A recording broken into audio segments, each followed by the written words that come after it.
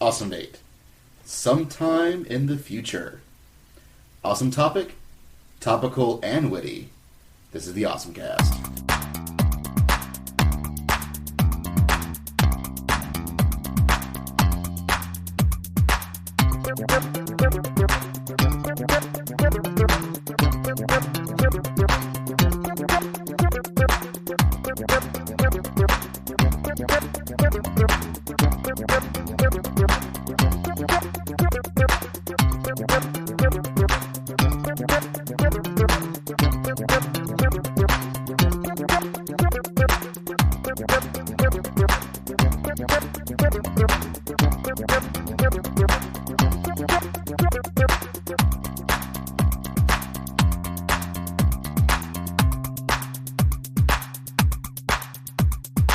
Hi, everybody, and welcome once back to the OSMcast. I'm Basil. I'm Eric. I'm Lee. I'm Kevin. And that is us. Is it? Are any of us truly us? I'm us. Don't give me your Philosophy 101 bull crap. That's right. So anything worse than my bullshit, and it's Philosophy 101 Philosophy bullshit. 101 bullshit.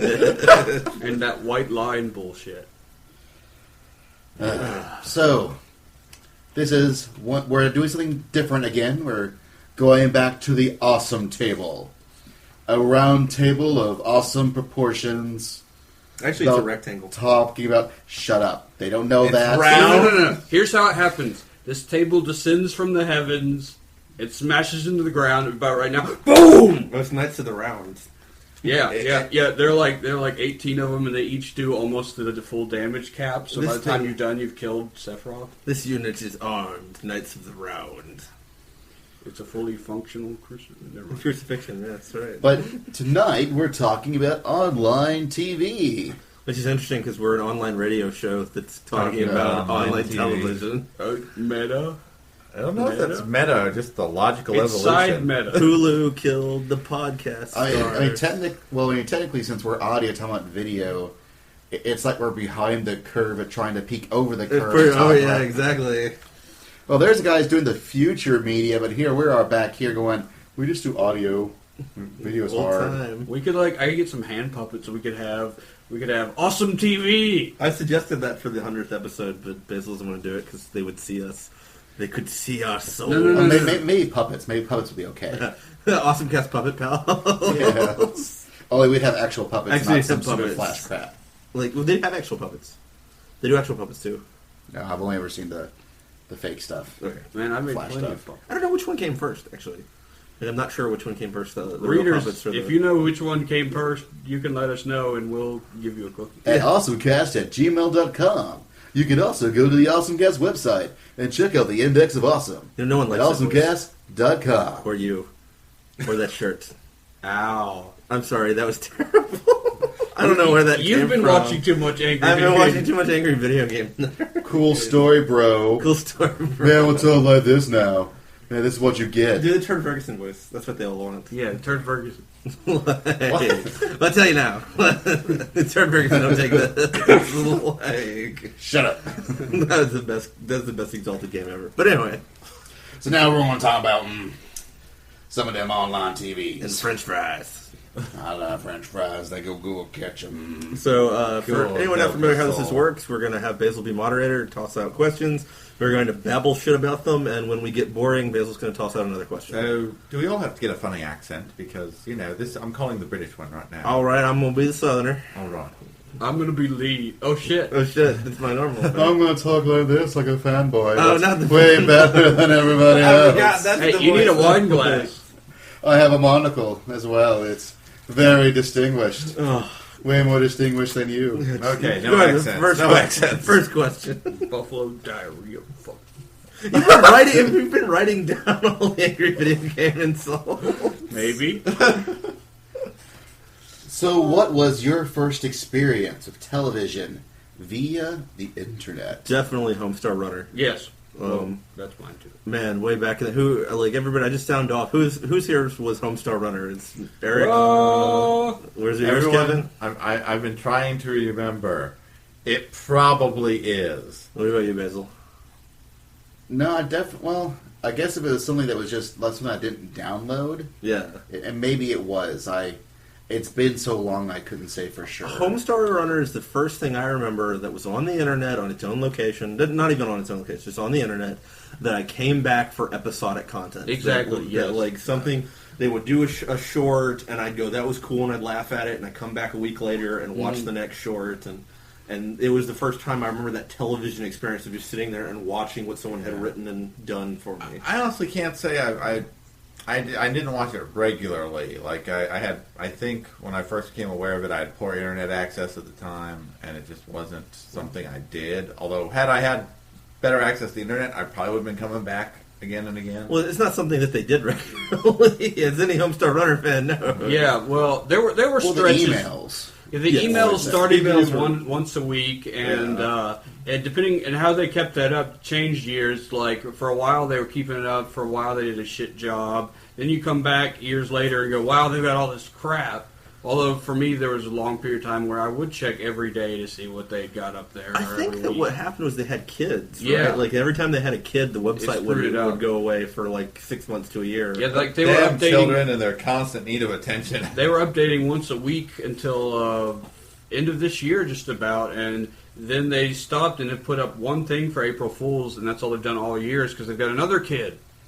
Fucking kids, they ruin everything. They ruin everything. I know they ruin kids, ruin television. This is whether you're on Fox Kids and watching the One Piece debacle, or whether you're on the internet trying to watch Homestar Runner. Kids, hey, Power Rangers coming back. Not really topically related, but Power Rangers is coming back. It's the Saban got the rights back. So I'd definitely say Homestar Runner was the first thing that had like and it had the hallmarks of television. I mean, it was at a credit sequence. Of course, it was a disguised load screen, but it didn't have it. You know, it had story and was sitting there, and like I said, episodically. So that was mine, and then it would be after that Angry Video Game Nerd. I think that was way later. Probably, honestly, for me, I didn't hit anything else again until like Dr. Horrible. Well, there's also like High Score. Yes, High Score. We used to watch High Score. You're right. Like a lot of Flash stuff. A lot of early stuff was Flash stuff. Yeah, like they hadn't really, YouTube hadn't really kicked in yet. It was, the streaming live action videos. So it was mostly Flash cartoons, or like Newgrounds. Yeah, Newgrounds was really big. Newgrounds. Zombie. Did anybody else watch Zombie, the animated with an X? That was about the intelligent zombie that used to be a police officer. It's getting a movie now. It's getting an there was stuff like Broken. Really? There was like stuff like Broken Saints, which was a really old thing that was partially animated. Was more like pieces of art that they would sort of more of an animated voice acted comic book, where like individual frames would be animated.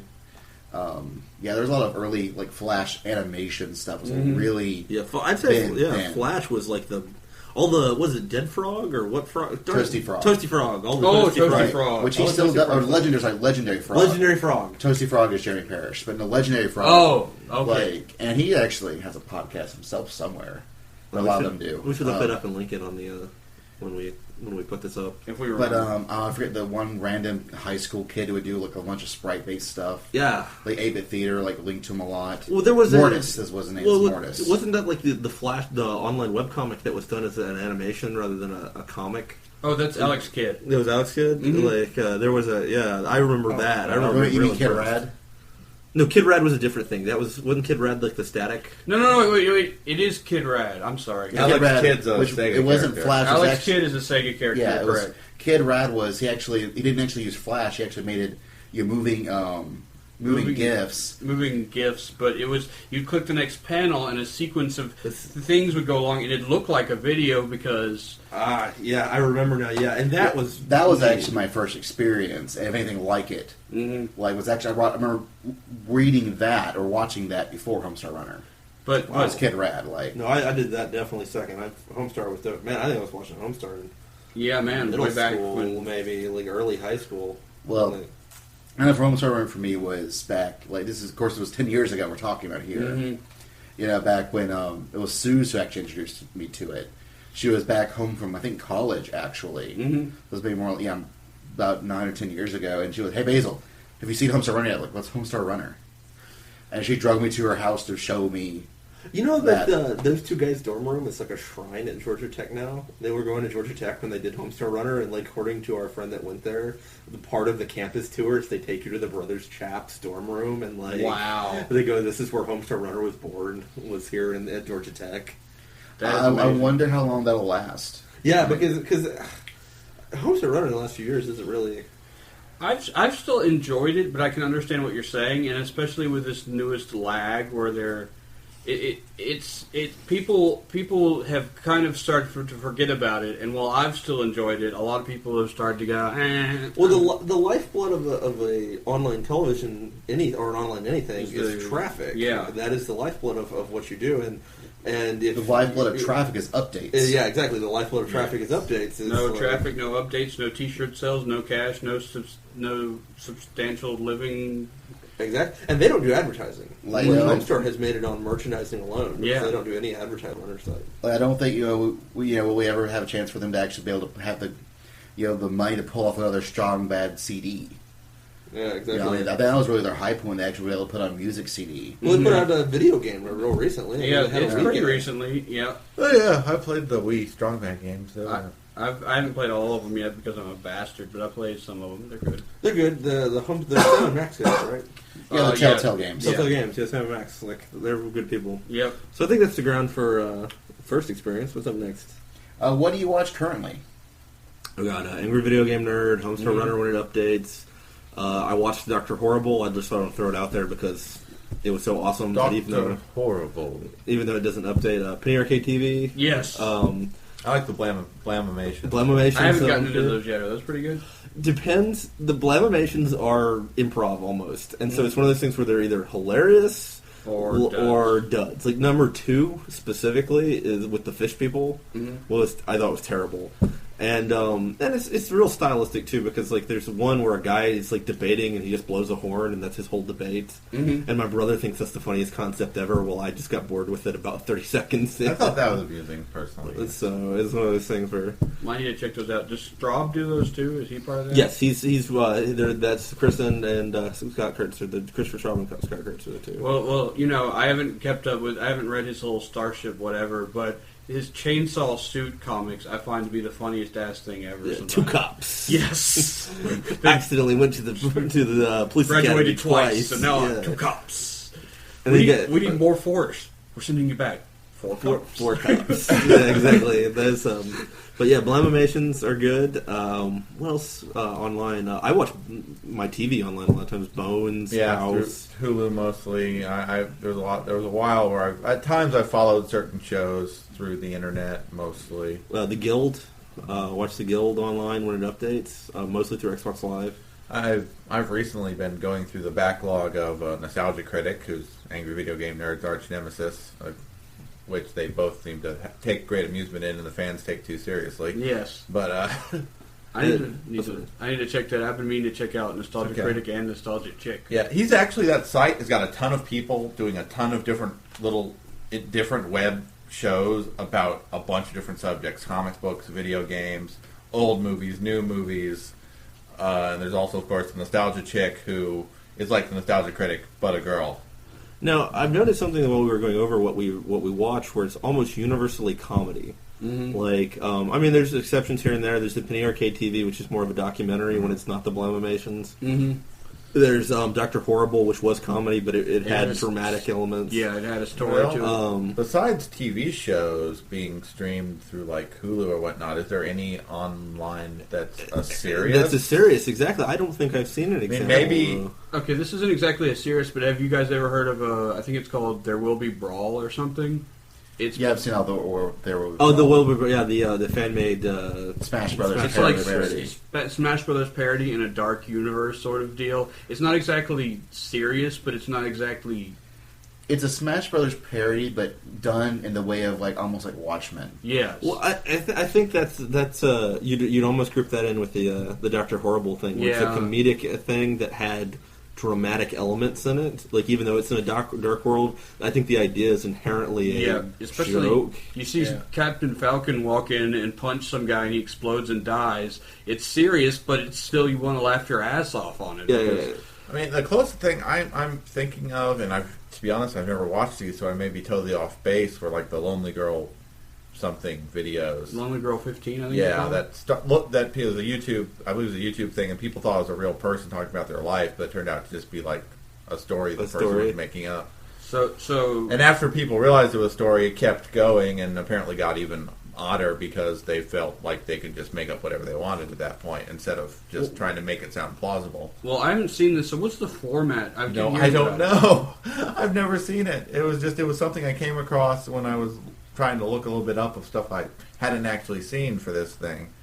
Well, it's one of those things where it's like, do you guys think that we're going to get drama? I mean, are we going to move into the...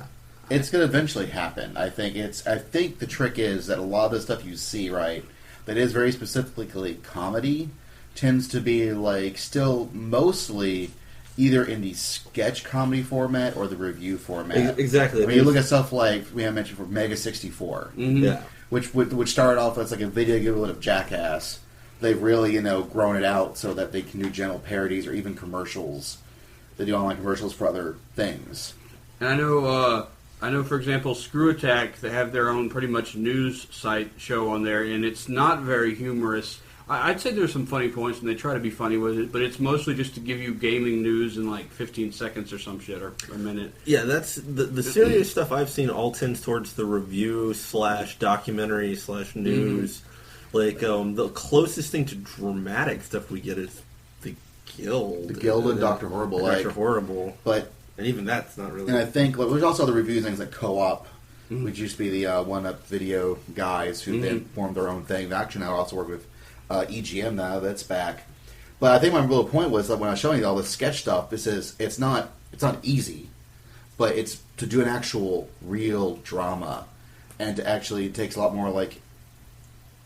I don't want to say real actors because comedic is also really hard. Yeah. But, to actually do a good drama... You have to be believable. Well, you have to create the actual world. You actually have to be, you can't just do a quick sketch. It's something that's more serialized. Well, I have to ask a question then because, and this is my bad on me, I still have not watched the new Mega Man film. I was actually going to suggest. Is that at all... Could that be a candidate for a step in the right direction? I think it's a step in the right direction, but I think it exactly highlights Basil's point in that we need good actors. Well, not only good actors, and yes, they do need good actors. Now, a couple of them were good. A couple of them were good. A couple of them were not. And also, I think, like Basil said, the quality of the world made it inherently camp. Yeah, like the fact that it was a Mega Man movie. Well, not even that. The Mega Man movie being true to the source material, almost in a way 100%, almost 100%, and plus the effects and the costumes and the world building. It was all towards the. It was all well. It was. I don't want to say it's cheap because it was obvious that they put a lot of time and love into it. But there's only so much you can do with your own. Exactly. There's only so much a couple of guys on their home computers can do, and there's only so much a few cosplayers can do. Like, they don't have the budget to make this world, and so sometimes, like, when you see Gutsman walk in and it's a really obvious, jerky animatronic, you kind of want to giggle, because even though it's supposed to be doing a serious thing, it looks goofy. It's just you can't sell the special effect. Well, exactly. I think that there are several points, one of which, like webcomics, for example, there are serious webcomics out there, but to be successful, the ones that everyone goes to first are the funny ones, because funny... you can get right into it. You don't have to follow. Comedy is easier for the consumer of the media because you don't have to follow a long plot line and keep up with characters as much. Because comedy is much better suited to an episodic format. Because, like you said, you can just jump right in. You don't really need a ton of background, a ton of plot, a ton of characters. When I go to Penny Arcade, I don't have to have seen any of the previous Penny Arcades 9 out of 10 times. They're doing one of their rare multi-story arcs. It's rare, but exactly. Even that, the punchlines are strong enough, usually, at least with Penny Arcade, to hold up that jump drama. in. Yeah. But when you do drama, like Reliquary, like, when I read one page of Reliquary, I don't know what the fuck's going on. I got to go back to read all of it. It's a good story if you read all of it, but a new reader... Like, it's hard to do something in every single comic. You just jumped into the current new page, you might be going, Exactly. And I hate to be cynical about it, but I think people prefer the comedy because they're a little bit lazier maybe with the internet stuff. takes- I think that it's not with normal TV. You'd sit down and you're ready and you're going to watch it. With internet TV, people aren't as ready, I think, to grab the casual nature that they need to appreciate a good drama. With the internet, people want instant satisfaction. Yeah, boom. Always. Mm-hmm. And I think, though, if we are ever going to get actual drama, I would love to see it come out of the amateur camp. But I'm almost positive that eventually some networks are going to create actual internet-based, like, dramas for the internet. I would not be surprised. Like, I know that Microsoft is trying to create more internet content for Xbox Live. I think like, they want to fund the Guild, don't they? Like, isn't Microsoft a big backer of the Guild now or something? that and Sprint was for a while. I haven't paid attention to the Guild. I know that for a fact that Xbox Live was one of the major courters that people are courting Conan O'Brien. Like, there was a chance, like, one of the options on its table was to become an Xbox Live arcade show, an Xbox Live show, talk show. Like, Well, that would have pretty awesome. That would have been pretty awesome. you know, and then, but you can take it to BS. But again, they're moving different things, and supposedly, and this will come back to another question we'll get to later, but one of the big E3 rumors is that Microsoft's going to unveil apps for things like YouTube and Hulu on Xbox. Just like they do with Facebook. Like they did Facebook and Twitter and Last of That'd be a Us. logical step. Yeah, and big making step. sure that they can do it. And one that I would use since I don't use Facebook. Exactly. Yeah, I don't like Facebook. Well, let's not get into Facebook. So now, how do you watch your TV online? Or online TV online? Mostly through my computer, though I do catch things on Xbox Live every once in a while. I do through the computer, but if I get a big a fan enough of something, like currently with Homestar Runner, I've bought several DVDs because there's nothing like, you know, sitting on a couch and watching something. And so if anything is awesome enough, I'll eventually, and they sell DVDs or something, I'll eventually buy them. But how do you initially watch? Like, what do you use to actually watch the online stuff before you decide whether or not you want to buy anything? Just computer chair, on my computer, sitting back, going... Well, my laptop is hooked up to my TV most of the time through an HDMI cable. But a lot of times for resolution reasons, or my internet just doesn't handle the HD streaming some days, I'm usually watching on the computer screen. But sometimes I do put it over on my larger screen, depending on how I'm feeling, I guess. I do a lot of that. I use my PS3 as a media box, and then shoot things from the PC to the big screen TV, because I've got a huge screen TV, and why would I want to? Yeah, Of course, exactly. sometimes I'm listening to random crap while I'm like grinding in an RPG or something, and then I'm, of course, the one thing's going on the laptop, and I'm grinding on the whatever game system has a game going. As an artist, I find it's always awesome to have something in the background to listen to, so I'm usually wherever I'm drawing, which is usually in front of a computer anyways, it's nice to have some noise. Like, for me, it really depends on how I'm doing it. For example, if I'm using Netflix, I'm using my 360 to stream it on my TV at the house, or if I'm at the apartment, I'm using my PS3 to stream it. You know, if I'm just using like Hulu or something, I use my computer, because usually when I do that, I'm at home, and in my computer room, my TV and my monitor aren't that big of a difference. And so for me, it's just as easy to watch something on my computer screen that it is on my TV screen. Yeah, Makes exactly. sense? Like, Now, do you watch cable TV online or homebrew shows a la Angry Video Game Nerd? I watch both. Like, yeah, I definitely Homestar Runner, Angry Video Gamer, and I watch Bones and House and Leverage. Well, for me, I used to be somewhat into the cable, and then, you know, actually watching it on the TV, and then I moved more into going, fuck that, I don't care anymore. But now I'm like missing House and missing all this other shit I used to watch, so part of me is going, I really need to check out the internet cable scene with Hulu and everything, so one day I probably will. Lately, mostly the homebrew. I don't watch a lot of actual TV, at least not from America. So, yeah, usually I will watch, if there's a show I'm currently interested in, I'll like watch it through either their own network channel that streams it, or Hulu, or whoever has it online. There's plenty of YouTube. Now, do you watch anime online via streaming? Because my roommate does, like, watches a ton of, like... Very cheats. Like, he doesn't... His streaming is weird. Is it? Like, yeah, what is? I don't know what he. Like what Barry does. Like there's like, because I was going to this where, the preface. Like I actually don't really watch that much homebrew stuff anymore. Mm-hmm. Like I mostly watch stuff on Hulu, and I also catch the Daily Show on its website. Like since I don't have actual access to cable TV, only cable internet. Mm-hmm. That's how I keep up with my TV shows. Well, like yeah, it's the same. I don't have normal like cable. I watch House, Stargate, Universe, Castle, a whole bunch of things nowadays on Hulu, and I actually watch a lot of my anime on Hulu too, like House of Five Leaves, Atomic Galaxy. Kakaishi's now Cross Game is now on Hulu. Cross Game's on Hulu? Yeah, Yeah. Cross Games on Hulu. Okay, fuck, that's awesome. I'm on Hulu now. Now, is it subbed? Yes. Okay, the sub. Like because- all these are subbed, and some of them are dubbed. Some of them also give you the Kakaishi's choice. This Kakaishi's currently subbed. Is it subbed? Like I thought it was the No, Adult it's Swim dub. what I've been watching. It's been subbed. Okay. And they might have moved it over Adult Swim dubs. Yes. Wow. But when they originally were streaming, Now, You my initial reluctance to watch any kind of streaming anime is a lot of it was the dubbed version, and I hate dubs, so we'll just, but what Barry Kevin's looking does, over at me when he's saying that. I hate dubs, Eric. but what Barry tends to do, from what I can tell, is that he goes to like what they do. I forget what name of the thing he goes to.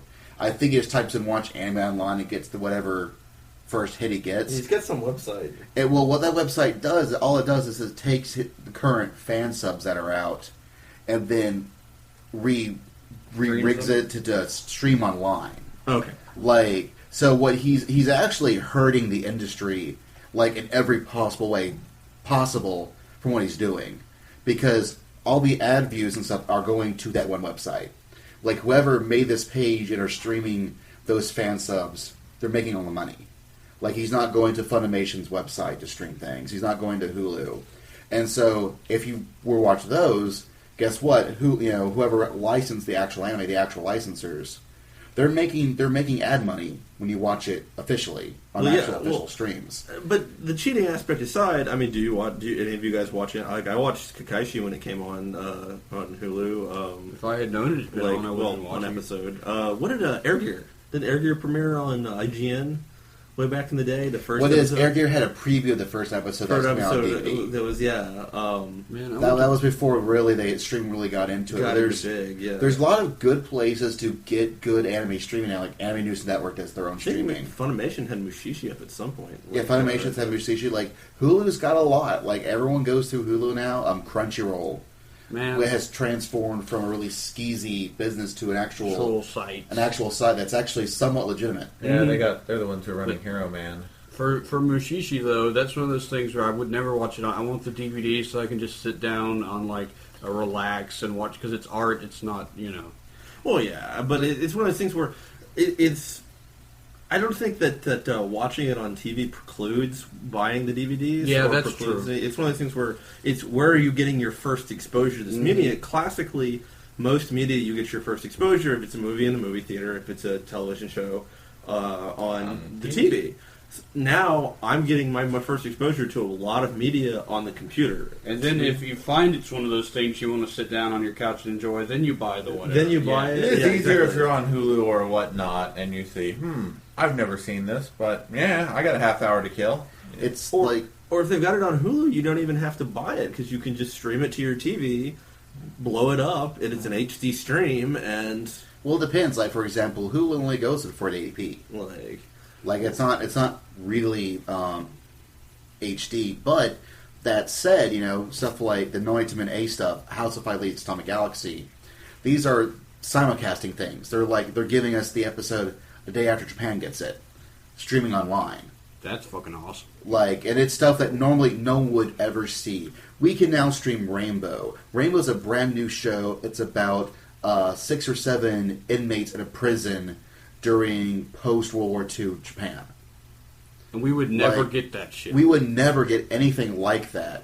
Because it's a really, really gritty, dark thing, with lots and lots of crap. Like, you watch some guys getting beat up through most of the episode, and then something good happens where they're okay, they can make it through the day, and you feel good again about the show.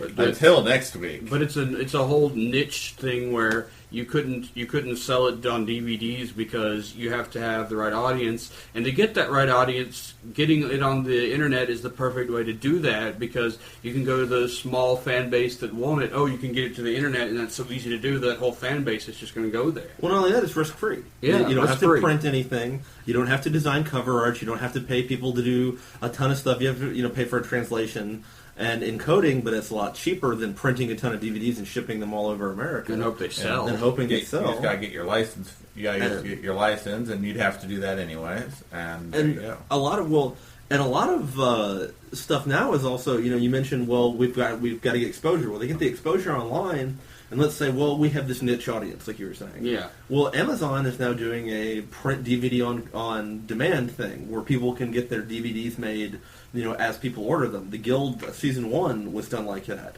where they didn't have enough people to justify making a print run of the Guild DVD, but they could do it online, and then the 200, 300 people that wanted it could get it. They could make a little profit. Amazon can make a little profit, and it's completely risk-free. That is awesome. Because you're only selling it to the people that absolutely want it, and then you're not printing one DVD more. Mm-hmm. And there's stuff that you can't get on DVD, but you now can stream it.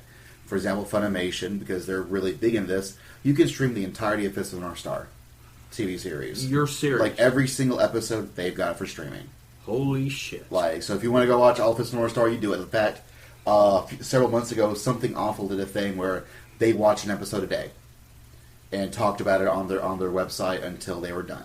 Suze loves that site. What was Like, it? of course, you're already entertained. A lot of old TV shows too, like old school TV shows that they play out the DVD sales, and they know they're not going to get much more. So they just throw them up on the internet, and they get the advertising revenue. My So-Called Life, which was an old sitcom. I was drama. thinking like old, like I Dream of Jeannie old or something. Well, just stuff from the 80s and 90s. Yeah, like Hulu just threw up Lex not too long ago, which has it's a bit of a, even as a sci-fi show, it's kind of a niche sci-fi show, but people will watch it. Is there a British Lex or American Lex? I'm not even. I don't even know. Like, because the one that played on Sci-Fi Channel was heavily edited from. It was the Power Rangers of sci-fi shows. Like they took two different series. I'm not familiar enough with it to say which version. Because Lex was like a porn show in Britain, like a really hardcore, not hardcore, but really like raunchy Cinemax porn. Yeah, and they couldn't show that on Sci-Fi Channel, so they took like these 2 or 3 seasons of Lex, chopped them up, and made one season for America. It's the Robotech of British. Yeah, exactly. I'll say more Beetleborgs. And they filmed some of their bring not up the Beetleborgs. Like they filmed some of their own scenes with the actors. It was really interesting, actually. Too. I watched a show on the making of the American Lex once, and it was awesome. But where I'm more familiar with it, I would tell you. But I do you watch watched it? a little bit. Were there any tits out? Not that I noticed. Then it was probably the American version. But, and unfortunately it's sad that, while we're talking about this great, bold new future for online media, for TVs, the actual networks aren't paying that much attention to it. Fox is. Really? The network that I've noticed the most actually paying attention to it is Fox. Almost every Fox show comes up a week afterwards on Hulu, right? Like, I don't know how big a financial backer they are of it, but Fox, this is the one I've noticed pimping. Well, the thing is that, they're definitely putting these shows up there. So is ABC, so is NBC. But it's not actually determining what shows stick around. Like, there might be shows that might have a great, huge following online and probably give them lots of ad revenue as far as the internet goes. But because they're not getting the TV advertisers from the, it gets canned. It gets canned. Well, it's all extra because the costs of, I think it's one of those things where the costs of producing the show can only be paid for by traditional television commercials and stuff like that. Because of course it's a lot more expensive to run a commercial on television than just to run one on the internet. But it's just free extra income, and for stuff that we'd normally never get that they don't want to put on the show. Like I don't want to overstate the amount of money that they're making off this because while I'm sure they're making, if we heard the number we'd all go, wow, it's a lot of money. But in terms of television production money, I don't think it's probably enough to justify Well, that's the whole thing. We don't know. We don't have access to those numbers. Exactly. And it could be that they are ignoring a financial output, or it could be that it's just jack squat in the bucket. I don't know. I think that would all depend on the numbers. And I think that if say Firefly, if it was on today, and it suddenly pulled in enough money to actually justify its production cost on the internet, I think it would keep going. You got to understand that these guys, you say they're not really paying attention to it. I think that's because it's not making that money. These people didn't get in power by ignoring printing money. You know what I mean? If they had a way of putting it up cheaper, because it is cheaper to put stuff up on the internet than to show it on TV, and it was making enough money to keep producing the show, I don't think they would ignore that revenue stream. But I do think Basil has a valid point in what the execs look at as far as what the people like, quote unquote. The new media seems like something ethereal and risky that they don't like to consider when deciding the tastes of the overall, which can make sense when you're getting your vast wad of cash from the TV. But still, you still might look at, a lot of the young people online like this. Maybe we could do something like that with giant robots. Okay, not giant robots, but something. Well, everything's better with giant robots. Well, you could say, we know that, but who knows about everybody else? Anyways, if you take, maybe show A that's a proven you have show A that works well on TV, gets lots and lots of Nelson ratings, whatever, does really really good. Then you have show B that doesn't do so well on TV, does wonderfully online, and would make its money back and probably some profit. But then, I think the execs do is they see it A and B, and instead of keeping going B alive, they decide to can it and go to try and find another A. See, but again, I know we don't have access to those metrics, so we're kind of just shouting in the dark on this. But it's one of those things where I just have to believe that these guys understand making money. Like, if there's anything these guys understand, it's printing money, right? And if they saw, hey, it's profitable, it's earning us money, I really just have to believe that if it... Now, you're, Well, what I'm wondering is, it's not so much that, B could make money, but if we could get another A, that'll make even more money. Exactly. And I think that's what they're aiming for. Yes. Okay, I 100% agree. Well, executives will always take squelching something that's creative for something that's going to make more money. So just because you have something online that vibes with a lot of people... The internet, the ability to show it on the internet is a secondary interest to them. Yes. They're going to want to get it on TV. If then they can make a little more money off of it by putting it on the internet, well, they're not going to complain. Yeah, it's free money to them. And I still think that people underestimate the scary new media of the internet when it comes to putting shows and shit out. But it's not that new anymore, guys. Come on. Well, they still. But for them, it is new. For them, music online is still new. Yes, I know. And that's been around way longer than internet on TV on the internet. It's been more than half a century of just TV, as that's what they're comfortable with, and color is still new to these people. It's one of those things where the popularities of iPods and Zuzeli MP3 players has finally now they started catching up with that, and they're still not quite sure how to handle the equivalent of TV. So the real question is, which sort of leads into our next question is, what direction do you see this moving? More of us watching TV on our desktop screens, or some form of radical shift to bring the internet to our TVs in some sort of box? Well, after all the old people who are afraid of the internet die, I think we'll finally really all be watching TV on the internet. I can see it going either way. It's one of those things where, at the end of the day, I think we're going to see more devices that do what my PS3 does or the 360 does, or and we'll see it in more of a TiVo-like context. So it'll be specifically for television, but the ability to play stuff that I have over here on the computer and then wirelessly beam it to my big screen, I think that's the kind of direction we're going to move into. Kind of like the Google Box or whatever that thing is, some new form of TiVo. Well, I'll admit to my previous statement just being mostly for humorous value, but yeah, I think we'll be getting there. I think people are actually going to be working to integrate, and they already are integrating internet and your television in a way that's not crappy like web TV. Sorry, go ahead. But even so, I'm the kind of person who I'm not the usual And I'm still looking forward, no matter what the executives and people with money and people who are producing some high quality decide, I'm still looking forward to all this low-end homebrew stuff, because there's some creative minds out there that need to be... True. That through the internet can they get broadcast to everybody. Yeah, anybody with a little web space and a webcam and just any crazy Anyone who has Yahoo access to a YouTube account. Yeah, any Yahoo can have his own TV show, and But some of them are good. yeah, Well, I think eventually, Some of them at are some bad. point, lots of them are bad. 99% of them are bad, but that's the point. But there's some good ones. The, and there's the some Legend really of good Sam, ones. or whatever it is, the almost pornographic Legend of Zelda parody is but I pretty... think eventually, in the end, we're going to get some sort of box that we attach to our TV that allows us to stream the stuff online. I think streaming is going to eventually be the direction they pull through, where they have a big cloud of information where they can pull it down from the cloud. And I think that's where, like, for them, like Google TV, or they even think like Apple TV and other things are going to be moving towards, or the idea that possibly Microsoft will start including things like Hulu and YouTube on the 360, where you just access that. And the wonderful thing about that is it can be both. I can watch House, and then I can pop up Angry Video Game Nerd on it.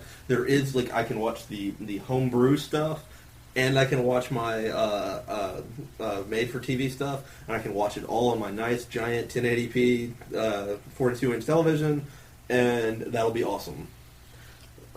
What's going to have to happen, though, is they're going to have to make this box so dumb-proof that anyone can use it, True. even if they don't like using the real computers. hurdle to enjoying online TV is your brain. Well, seriously, the apartment we're filming this in is our tech guy James's, and he doesn't have regular cable. When we were watching the Stanley Cup, we watch it by watching a stream on his TV from a dedicated media box. He's just got his old laptop hooked up to it, and we watch it that way. And that's kind of a tech savvy. I mean, you don't have to be super savvy to hook a friggin' laptop up, but like you said, You can't be the Yeah. dumb shit. You I have can't be some an hardware iPad user. And, I have some Yeah. hardware limitations that have caused some problems on my end occasionally, but I just a couple of Google searches and I knew what I had to do to use my computer to stream media. the problem is that there's still a lot of people that are scared of the shiny box that makes lights. It beams the devil right into my soul. It's my sex box, and her name is Sony. Like, it's Good thing we live in the South and can't be called to task for mocking the Southerners. exactly. Like, y'all, I was born in Alabama. It's born cool. in Huntsville. But it's on just the one of the playgrounds where I spent most of my days. I think Basil, relaxing, Chilling off cool, yeah. chilling off cool. That's what it is. But I think Basil's quite correct. Is that we're going to have an iPad-like box that sits on our TVs eventually, and goes beep boop and does what people want it to. Filters the devil rays and the holy TV from the Lord. Well, it's like TiVo. TiVo is really user-friendly. It is super user-friendly Yes. to use, and I think we're going to have something like that, and that's going to be the ultimate form of it. I think in the meantime, all of us, intelligent people can do things like stream it on our laptop and, If you're good friends with an intelligent person, you can have this too. exactly. Go out and find yourself someone with an IQ over 100. And if they listen to this show, they're smart enough to figure it I would out. love They to had to say find that- our show first. And I'd love to say maybe the future might also be on mobile devices, like on your phone or even on your iPad. Too bad Apple's now still attached by the hip to AT&T, who's charging with their data plans now, where you can only get 2 gigs worth of content. I I'm love looking for it. they start charging extra. Well, one day maybe minds will be free and things will be lifted. Well, the thing is that actually a lot of internet providers are trying to now start, because we're now using so much bandwidth already, they're afraid of how much bandwidth we'll start to use it in the future, and they're now trying to find ways of cutting us off. Yeah, Comcast here throttles you down and then calls you and asks if you want to buy their high-speed package. Their high-speed package is them not throttling you down anymore. I mean, it's literally that they choke you and then say, if you want air, then just pay us an extra $50 a month and we'll give it to you. Oh man, I don't know about the calling, but they kept choking me down when I was working on the website because I was uploading so much crap. I mean, They check. They're like, what bandwidth are you using? What are you, transferring? And then they throttle you down when you reach a certain point if you don't buy their extortion system. and it's just really terrible. That said, when you have their extortion system, it's nice. Yeah, when we eventually bought it, we were just like, Barry was eventually just like, fuck it, like... On the plus side, well, actually on the negative side, I got New Hope Telephone Cooperative. I live out in the middle of nowhere. They've got DSL. It's not the fastest DSL around, but there's only like one person who works there who knows anything about computers. They don't give a fuck how much bandwidth you use. But eventually they're going to be gobbled up by someone who does. Probably. And and net neutrality is a really big issue. And someone eventually either they're going to lose enough customers, or they're going to have to open things back up, or we might, I don't know, like these are murky waters we might start seeing ourselves into that could seriously hurt the future of this stuff. Yeah, exactly, because this is one of the this takes bandwidth. I mean, when you're streaming TV shows, especially streaming TV shows in high definition, you're not using no tiny amount of bandwidth, especially if you're doing it on a regular basis. And I have to say, especially the AT&T, as my experience with someone who is involved in the selling of cell phones, is when AT&T changes something, Verizon typically jumps on the same change, or vice versa, within a short period of time. And only T-Mobile just seems to go, what? I'm just doing my own thing. What a shitload of fuck. Well, and I think that's what's one of the big things that's going to keep it from being big on mobile devices. Yeah. Is that it's so funny because they were pushing stuff like that on mobile devices 2 or 3 years ago when I first signed up for Verizon. I guess 3 or 4 years ago at this point, they were really pushing VTV and all this stuff. Yeah. And it just kind of went away. It was like I think the phones were not capable of keeping up with what they are wanting to do with it. But now they can. And now they can. I think they now realize what kind of Pandora's box they might be opening. Yeah. See, that's the other thing is that we constantly have these executives that are afraid to do new technological paradigms because every time they do that, they're scared of another music industry explosion. They actually, in Japan, they do have streaming TV on cell phones. Oh, yeah. They've got reasonably priced cell phone plans, too. Internet. But Japan's an island. Yes. It is a small island nation the size of Alabama. It's bigger than that. It's like the size of the landmass of California. But still, that's the entirety of that nation's right there. Yeah, it's not the gigantic expanse of America. Also, their cell phone culture is does encompass most of their internet culture. Exactly. As well. Almost everyone does their internet from their cell phone or a Wii. Well, the Japanese aren't afraid of new technologies. That's why they get blown away by stuff by Laserdisc every once in a while. But they love Laserdisc. Laserdisc. It's one of those things where they're not afraid of it, but I think American technology companies and information providers are scared. They don't want another Napster. They're absolutely frightened because they've watched the music industry. I'm sure the music industry's revenues have cut in half in the last 10 years or something like that. And they've watched it happen, and I think they're scared to fucking death of it. I think it's why they created Hulu. Because, somebody sat down and talked to these executives and was like, look, you see YouTube, it's crappy quality, people are stealing. Let's sit down, make our own good quality with good shows, up-to-date shows, sell the advertising, and maybe you won't make as much money when those people watch it online, but you know what? You'll be making money. And people are doing so, for example, Hulu's owned by NBC, which eventually is now going to be owned by Comcast. Then stuff like The Daily Show, Comedy Central pulled it off Hulu so they can run their own ads on their own show. And actually, you don't have to go to Hulu if you don't want to. You can actually do these streaming things on ABC.com, on Fox.com. Fox.com, it's one place for everything when you go to Hulu. Hulu's just all in one place. Mm-hmm. But even things like ABC, I can watch Castle actually in full 720p if I stream from there, whereas Hulu's only 480p. But how are their advertising things, too? Because now Hulu's gotten a little worse about advertising. It used to be 1:30. It would give you a choice. It would go do you want to watch 1 2.5-minute commercial, or do you want to watch 3 30-second commersions? They still do that. Do they? They don't on the shows I watch. They do. Well, that's always been random. Really? Every 10 or 20 shows you watch, they'll pop up, give you the option. But how's giving the option every time? Then you were getting lucky. Because the House, literally, every time I watched House, it would pop up, and I'd always choose the 1 2-minute. And then I'd go do something else for 2 minutes, and then I'd come back. Yeah, and if you watch something that's longer, you'll get several little commercials. Exactly. But it's less frequent than TV. Commercial television. It is less frequent than commercial. And the commercial sequences are much shorter. they're generally speaking 30 to 45 seconds rather than 5 minutes. So, what else do we have on the question list here? Well, actually, another thing I wanted to bring up was just the fact that our data is like our cabling that we use for the internet is kind of old and outdated, and to do the newer cabling that would actually support the bandwidth that we will actually want and need for the future is going to take a lot of money because we're a huge landmass. Huge landmass. Fucking infrastructure is always a problem in America. And I think that's one of the reasons why they're trying to throttle us now is because they realize that eventually they're going to have to lay down this new cable. They're going to have to improve that infrastructure for us to move forward. And I don't think they want to make that investment. No one wants to make that investment. No one wants to be the first one to put the money in. Mm-hmm. All right, where are we going? But I think, are you willing to buy things you see for free online on DVD/Blu-ray? If I like it. Yeah, it's like I bought Dr. Horrible. I bought the Homestar Runner, like one of the episodes of the game. I guess that counts. Mm-hmm. I mean, yeah, I'm perfectly willing if I really like it. Yeah, if I want to see Yeah, it. I got Dr. Horrible likewise.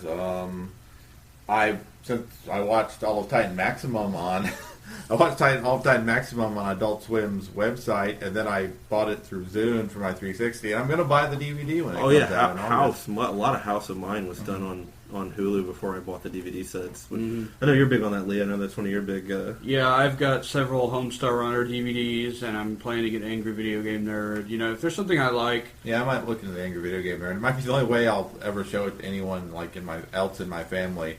Because bizarrely, for someone who never plays video games, my mom likes stuff about video games. That's always puzzled me, but it's totally true. No, Should be able to handle the potty mouth? Yes. I will say that I'm much more likely to buy something that's homebrew over something that's made supporting by a the artist. Supporting the artist. Because they're the poor dudes that are just turning this out in their free time. Well, I bought House.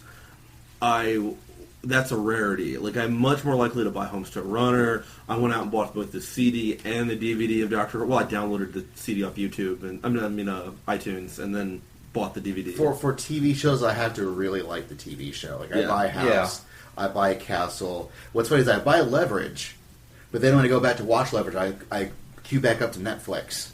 Because Netflix, it will stream in 720p, whereas the DVDs aren't. It's just easier, too. Like, I find, if I'm on one side of my room and I go click and click Netflix 3 times and get the same effect as walking over the other side of the room, pulling the DVD out, putting it in. I want to support Leverage. I want to make sure they realize that this is important to me.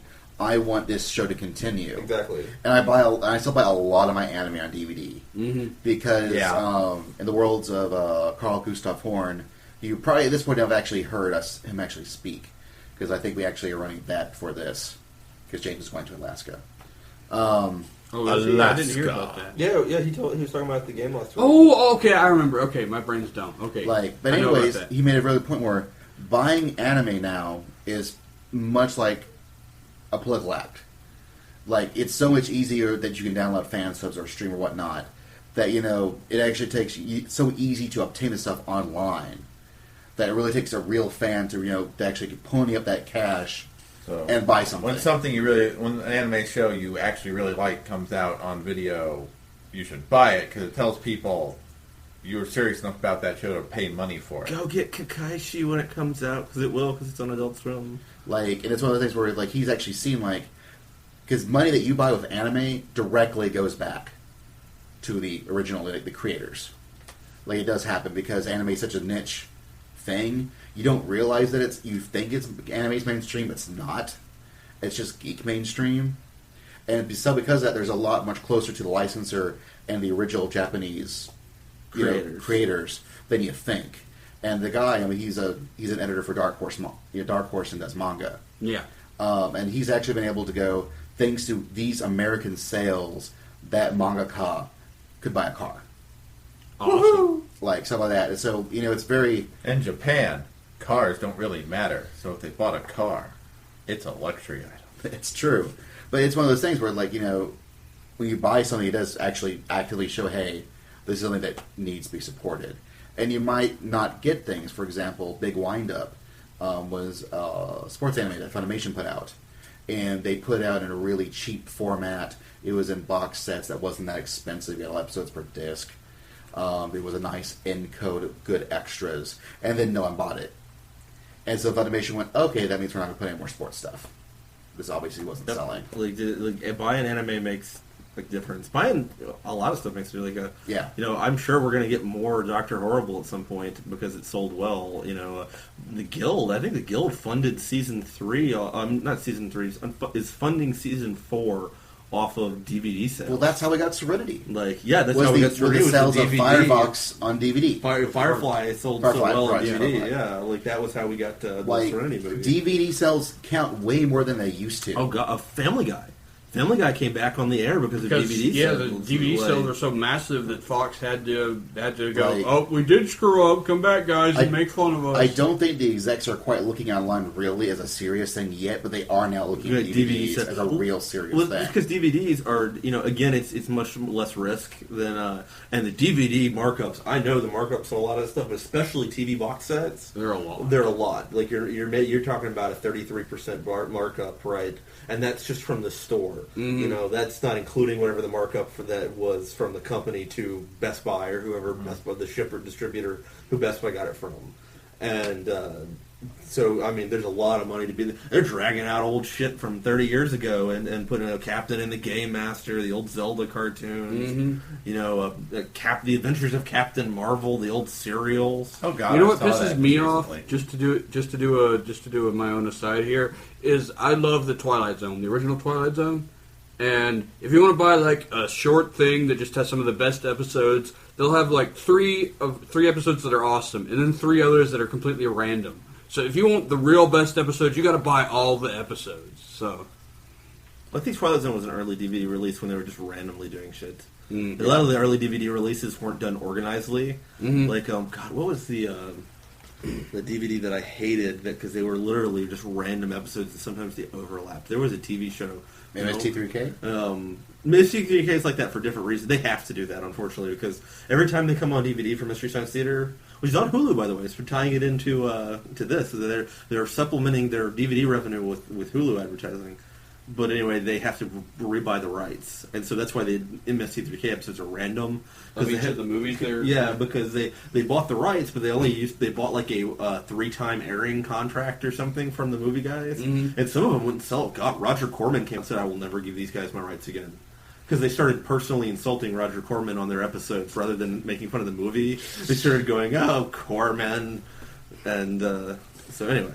Well, then there's even stuff like, this is sort of a tangent, but, Riff Tracks and Cinematic Titanic. Yeah, that's online. Yes, I didn't even think about the Riff Tracks and Cinematic Titanic. It's not quite online TV, but you do have to download the thing to play while you're watching the thing. Yeah, it's sort of in between. Well, Riff Tracks is like that. Cinematic Titanic is actually you buy them online. It's DVDs. What is that? How's that different from Riff Tracks? It is silhouettes in front of the screen. They actually own the rights to the movie.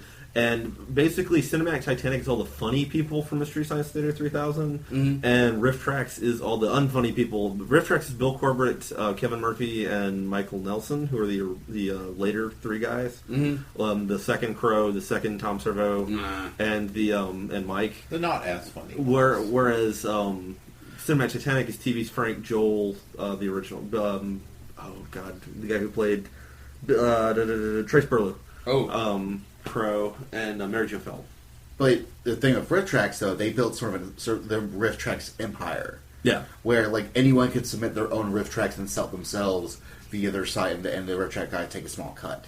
Wow. Yeah. And so they've built sort of their own iTunes model for people making fun of movies. And that is a wonderful... That's a great topic about how this internet TV thing is heading, because it's a create your own content thing, just like we were saying, ginning up homebrew TV shows, ginning up homebrew reviews and all sorts of stuff. I mean, Yahoo with a webcam or a microphone and some free time. And nowadays with things like Flip Video and stuff, doing decent high-def recording is getting easier and easier and easier. My dad has a video camera that is the size of, half the size of his wallet, that he can flip out and record in 720p.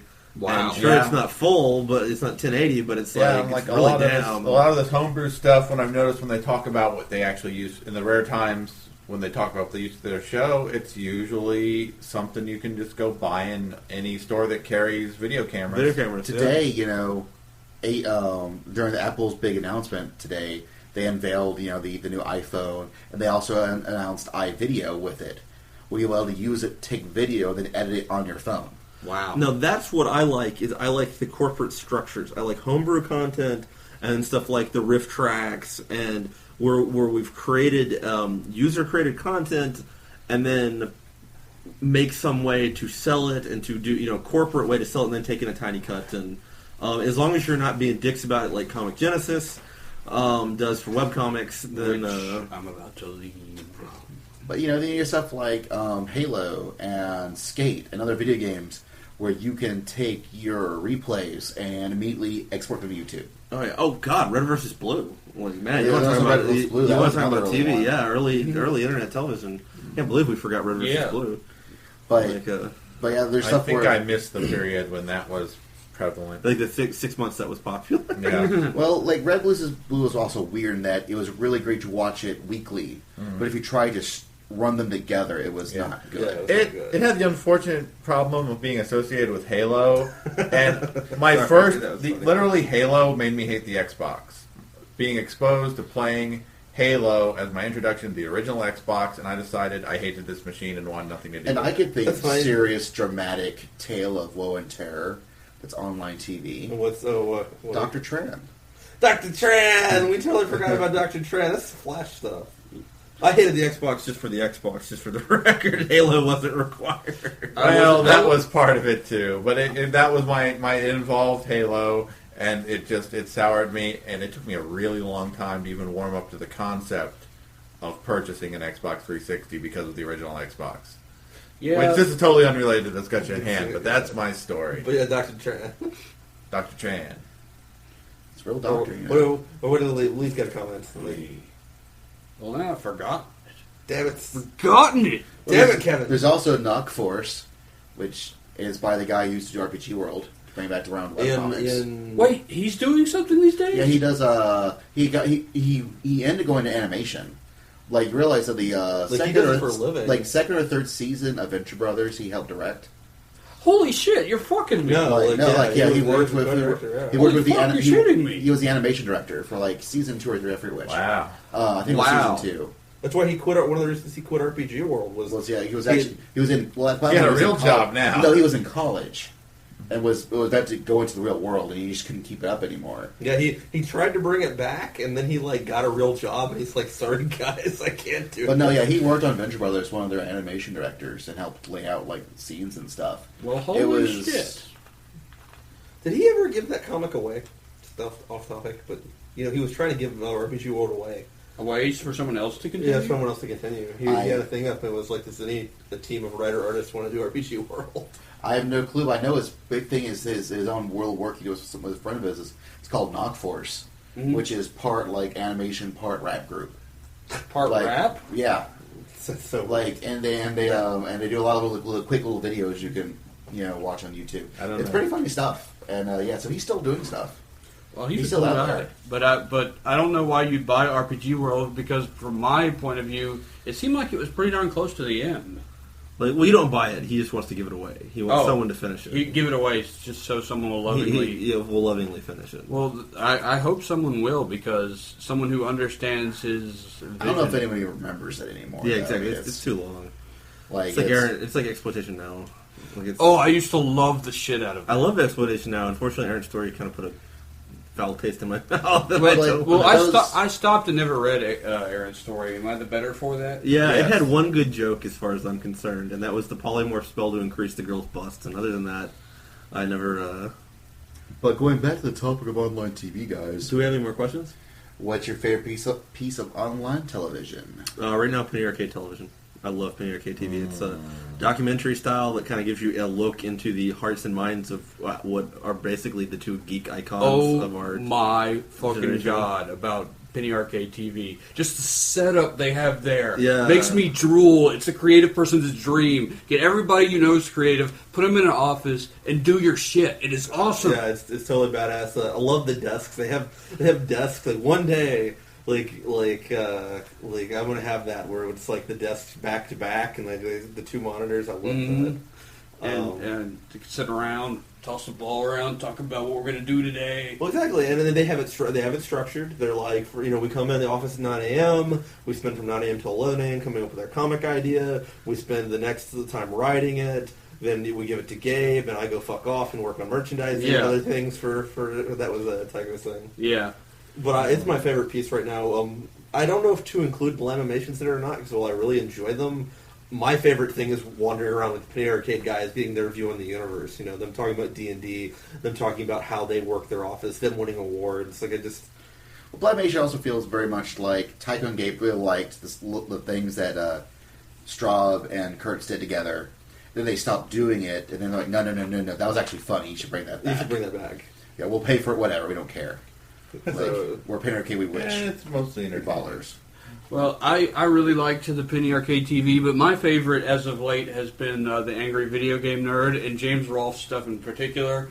He does a whole bunch of shit, like for the last 3 years on Halloween, he'll do his Cinemassacres Monster Madness, where first year he did the history of horror films. Every day in October he'd upload a video about a different period in the history of horror films, and it's really good. And then he went to a Godzilla-thon the next year. I need to see that. You need to see the Godzilla-thon, but mainly it's his Angry Video Game Nerd thing. He's basically been, from a young age, wanting to be a filmmaker, but then, he'd be doing films and he could put them on the internet. And then he did some make fun of video game shit, and that boomed, and he got his own, and everybody knows about, I'm sure all our listeners know about the Angry Nerd. Well, you honestly had to show it to me. If you don't know about Angry Video Nerd, go to YouTube, type in Angry Video Game Nerd. He does blend a little bit of sketch comedy into his reviews also.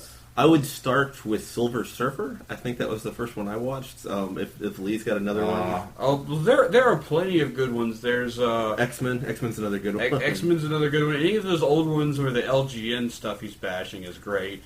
And if you want to just jump right into something new, I'd go for like the CDI stuff. If you really wanted to see how shitty CDI is, that's a good one. I loved. Don't watch this first, but his Superman 64 one is absolutely awesome. And none of us spoil the joke. Like Superman 64. Like everybody, like nobody. Start off with Superman, which will be the original Nintendo game, I think, and then he'll at the end of it. 64. And thank you for doing exactly what I asked you not to do, Kevin. Yeah. Well, that's what it starts. You damn dirty ape. You damn dirty ape. That was the joke. That's the joke everyone wants him to do. N64 one. And he loads up his Commodore 64. And he loads it up Commodore 64. Like, I fuck you, Kevin. Anyway. Well, he eventually did the real Super SC4. Well, yes! That was the joke. That was not the joke I was thinking of. But okay. But he's got amazing chops when it comes to editing, and he drinks a lot of Rolling Rock. Yeah. Oh, I love that. It's like he was testing out that NES accessory called the Rolling Rock. I'm drinking Rolling Rock. Oh, the Rolling Rocker. Rolling Rock. Rolling Rocker. Rolling Rock. Rolling Rocker. But and he's fucking swears like a sailor. And he makes Castlevania 2. Sorry, Castlevania 2. Yes, the Ninja Turtles one. Ninja Turtles. Yes, both. That's always been my favorite one. Yeah, and you may even look down the list of some of the games he reviewed and think, I played that. I like that. And then you'll watch the review and go, that really was complete and total shit. Complete shit. Like I liked the Ninja Turtles game, but it was hard as fuck. It was hard as fuck. Well, one point where he does it's like, I don't know what, I can't jump over this little gap. Why can't I jump over this little gap? And he's like, I just walk over it? What? I did the exact same thing on Sunday. Yeah, exactly. Yes, that exact spot. The Castlevania 2 thing where he's like, now here you're going to have to select this item, kneel down for 15 seconds, and then roll. Who the fuck would think to do that? People who read Nintendo Power. He's actually reviewed Castlevania 2 twice, because he had a Castlevania-a-thon for one Halloween. You're right, I saw that. I saw that. Well, that was one of his Halloween things. You can tell we all like this one pretty well. So what's your favorite? I don't know. Okay, now, and this is liable to change in like a week because I'm fickle, but I'm really enjoying the Nostalgia Chick. I gotta see some of her stuff. It's the Nostalgia Critic, except it's a cute girl, and when she reviews something I actually like, she's nicer about it when she's mean about it. Like, when the Nostalgia Critic, if you're looking down the list of the stuff he's reviewed, and you see a movie where it's like, I like that movie, prepare to, cry, because he will tear it apart. Every so often he'll do something he really likes, or at the end he'll go, I know I tore into this a lot, but it's really a more enjoyable movie than I made it sound. But those are the rare ones. I know a pair of people that go into various live journal role-playing communities as the nostalgia critic and the nostalgia chick, and then they troll them. Sorry. There's also the guy who ripped into Star Wars for like 3 hours. Yes. Oh, I love that man. There's this guy. Oh, I think I've seen that. Yes, and he pretends to be an old man who's a serial killer, which is not funny. Yeah. But he has the most succinct... I don't like his episode 2 one as much. Like, he did episode 1 and episode 2, and 2 is meh, but episode 1 is the most succinct, intelligent, and well thought out deconstruction of why episode 1 is bad from a writing perspective. It's an online video. It's just I'll show it to you, Lee. Like, okay. I can't remember how I found it, but I saw it. I think Edit Cool News was linking it is how I found it. Maybe. He sits down and he's got little sketches in it where he's like, oh, let me get this guy that I killed in a bathroom. I guess his point is supposed to be that anyone, even this crazy moron, can see why episode 1 sucked. But, like, it's just not funny. Unless he actually is a deranged serial killer, in which case, less funny. Exactly. But you ignore that part, but it is brilliant, and I could go on about it forever. Like, it's wonderful. So what about you, Basil? What's your favorite homebrew? First, I have to give a shout out to Video Game Takeout. I think this guy named Ben. He also posted a forum I do called Talking Time, and he's been doing them. He also teams up with the Happy Video Game Nerd. Oh, I know who you're talking about. Like he focuses pretty much on portable games. Mm-hmm. He's the one he called during one of his reviews and was like, "Hey, how's this review?" And he's like, "It's pretty good. Talk to you later, bitch." Yeah. So I got to give that guy a shout out because forum solidarity. Now mine is sort of split between. I mean, I always will go back to Mega 64 because they're constantly putting out good stuff. Yeah. And then also, while they're a bit more sporadic, the Duncan Brothers. Oh, I forgot about the Duncan Brothers. Overdrift. Oh, Overdrift. Oh, yeah. Yes. Like, who's the Duncan Brothers? Overdrift. They've got a brand new series called Gigabots, which is part Voltron, part Power Rangers, part Ava. Did you share that at Ava? Train? Yeah. Oh, man. Ava? Like, it actually reminds me of your RPG. God, don't knock the microphone over with your hard-on for Ava. I'm just saying that, the kid, he's polishing his portrait of his mom, and he gets a phone call. It's like, son, it's your father. Your mother just died through the explosion of Neo Tokyo 2. Come here. And he goes, you're piloting a giant robot. Fuck, I have to see this. I have to fucking... You better link that to me. I gotta get a link by that tomorrow. God, there's a generation of kids that are waiting for phone calls about their mom dying so they can... But it's all live action, like, Sentai, Super Sentai-styled stuff. Like... Do they fight putties? Do they fight putties? They don't actually get to fight putties. Fuck because that. they're constantly fighting... They'll always fight, like, the giant monster of the week. Awesome, Pig Monster. But the guy, but they had pretty much had the dude equivalent of Rita Repulsa. Lord Zed? No, he acts like Rita Repulsa, but is a dude. And clearly, make my monster grow! With a complete high-screeching voice, but it's still a dude. Okay. But, Okay, you have to fucking link this to me. Yeah, link this to me also. It's really, really good. Why haven't you linked this to me already? Exactly, why don't we Because have I was this planning to show it on to you via Pain Train, but someone had to work during HamaCon. Goddamn, keeping food Someone on the had table. to catch a cold. Yeah. Man, I was like a slug for 3 days. And then I caught... Never mind. I'm sorry, that's terrible. Then I caught a cold. I apologize. Hey, I give you props for that one. Now it's a good one. But... So there we go. There we go. I think we have run out of questions. Is there any comments anyone wants to make on online television before we wrap up? Buffalo diarrhea fuck farts? Of course!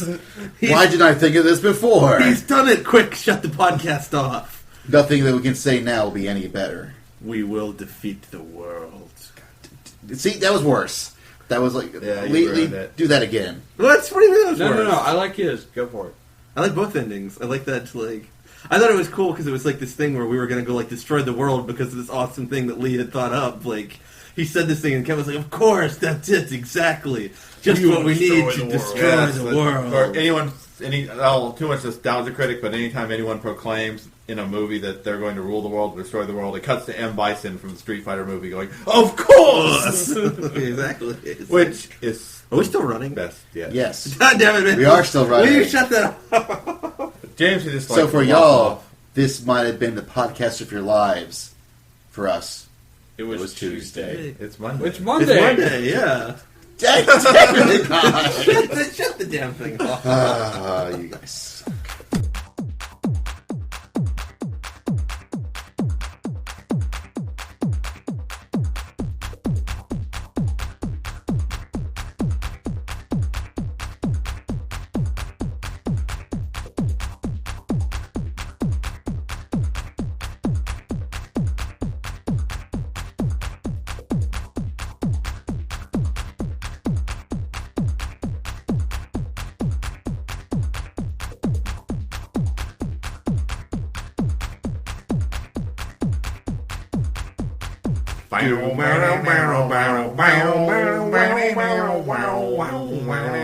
Banjos in your beat.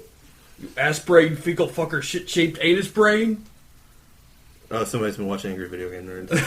Well, yeah, I had to prepare for this.